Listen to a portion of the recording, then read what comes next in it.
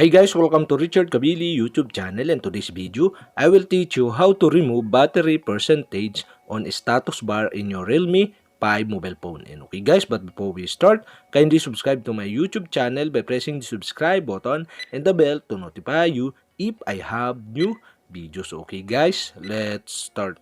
So okay guys, all you have to do is go to setting in your Realme 5 mobile phone.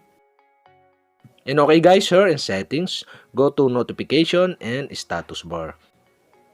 And okay guys, here in notification and status bar section, you can see the show battery percentage on status bar. And okay guys, all you have to do is click the show battery percentage on status bar. And the pop-up are show. And okay guys, in this tutorial, I'll show you how to remove battery percentage on status bar in your Realme 5 mobile phone. And okay guys, you only have to do is select the do not display.